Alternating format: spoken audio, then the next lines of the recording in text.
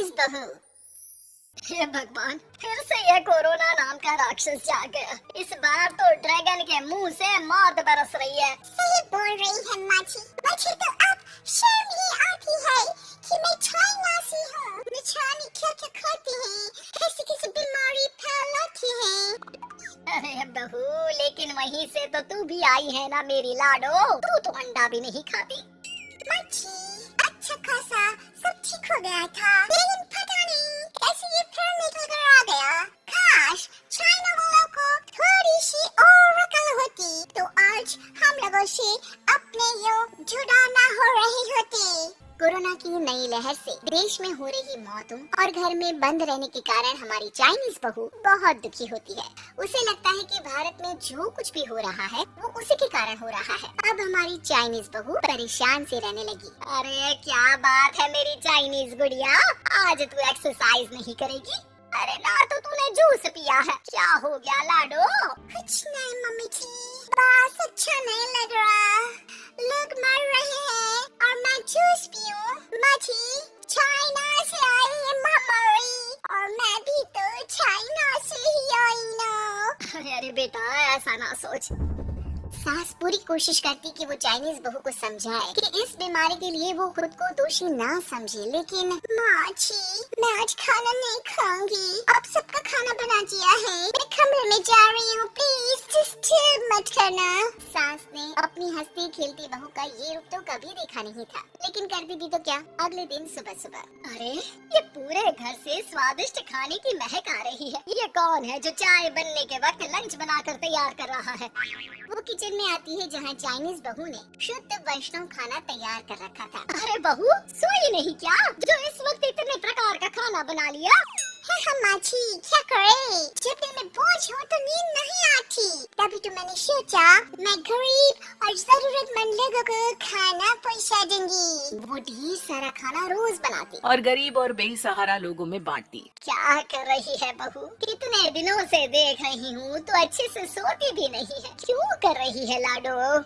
क्या करूं माची, मेरे देश के लोग जीवन की लड़ाई लड़ रहे हैं और मैं सो जाऊं, मुझसे नहीं होता। एक दिन चाइनीज बहू पीपीटी किट पहनकर खड़ी होती है। अरे ये क्या बेटा, खाना देने जा रही है या लड़ाई लड़ने? माची, मैं कुछ दिनों के लिए घर नहीं आऊंगी। मैंने सोचा है कि मैं घर से बाहर रहकर कोरोना के मरीजों की देखभाल करूंगी। ओ प्लीज प्लीज आप मुझे रोकना नहीं। नहीं नहीं बहू, ये तो तूने बहुत ही नेक काम सोचा है। बस बेटा तू अपना ख्याल रखना। बहू वहाँ से चली जाती है, लेकिन सास की रोज फोन पर बहू से बात होती घर पर। क्या है माँ, क्यों भेज दिया तूने उसे? बाहर कितना खतरा है, उसे कुछ हो गया तो? अरे बिल्कुल चिंता न कर, उसने सारे नियम कायदे को फॉलो किया है। अरे वो बिल्कुल ठीक रहेगी। और अगर मैं उसे मना कर देती ना तो उसकी अंतरात्मा उसे सोने नहीं देती। तू तो सारा दिन घर से ऑफिस का काम करता, लेकिन मैंने देखा है उसे कितना परेशान रहती थी कुछ दिनों से। हाँ वो भी है। उधर चाइनीज बहू लोगों का खूब ख्याल रखती, उन लोगों तक खाना पहुंचाती, उनके बच्चों की देखभाल करती। एक दिन बहू अपनी सोशल साइट देख रही थी तो उसे दिखता है कि एक आदमी ने बच्चों की देखभाल के लिए पोस्ट डाली है। बहू उसे फोन करती है। मैं आपकी कोई मदद कर सकती हूँ, प्लीज बताओ। दूसरी तरफ से आवाज आती है, मैं और मेरी बीवी दोनों ही कोरोना से पीड़ित हैं। हम लोगों के बच्चों को देखने के लिए कोई नहीं है, प्लीज हमारी मदद करो। हाँ बिल्कुल, आप परेशान न हो, मैं आ रही हूँ। मुझे आपका एड्रेस बताओ। वो आदमी बहू को पता लिखवाता है, वहाँ वो पहुँच जाती है। ओह, ये किसे बुला लिया आपने?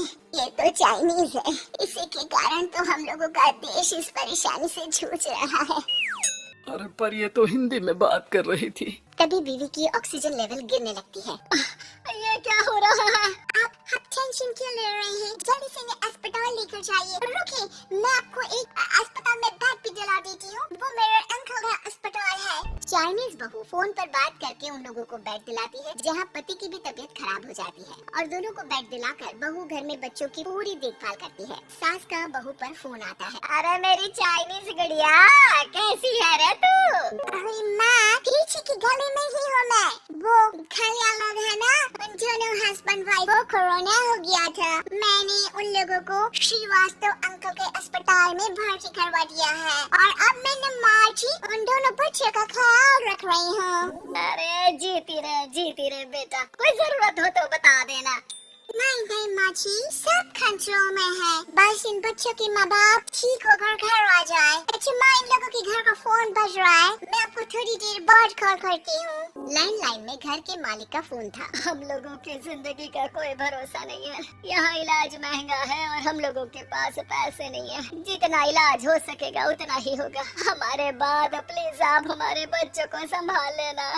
नहीं, ऐसा मत बोलिए, मैं अस्पताल वालों से बात करती हूँ। बहू अपनी बैंक से अस्पताल वालों को पैसे दे देती है और फोन पर कहती है, रानी आप लोगों के अकाउंट में पैसे डाल दिए हैं, इन दोनों का अच्छे से इलाज होना चाहिए। पैसे की जरूरत होगी तो मैं और डाल दूंगी। सारा दिन बहू कोरोना पेशेंट के बच्चों को देखती, रात में ढेर सारा खाना पैक करके जरूरतमंदों में बांटती। सोशल साइट्स के जरिए भी वो लोगों से जुड़कर उनकी मदद करती। फिर एक दिन घर का मालिक और उसकी बीवी ठीक होकर घर आ जाते हैं। आपका बहुत बहुत शुक्रिया, मैं आपकी पाई लौटा दूंगा। भाई नहीं, पैसा दिया था, लेकिन वो जब आप लोग ठीक हो जाना तो क्षमा कर दे देना, कोई बात नहीं। दोनों पति पत्नी चाइनीज बहू का शुक्रिया अदा करते हैं। आप तो हम लोगों के लिए भगवान की तरह है, आपका बहुत बहुत शुक्रिया। चाइनीज बहू बहुत खुश हो जाती है। वो घर आकर सास को पूरी बात बताती है। देख मेरी चाइनीज गुड़िया, तुझे चाइना का होने पर अफसोस था ना, लेकिन तूने सच्चे दिल से लोगों की सेवा करके ये बता दिया कि बेटी कहीं की भी क्यों ना हो, ससुराल आकर वो ससुराल के रंग में ही रंग जाती है। अब तो तू मेरी भारतीय बहू है। हाँ।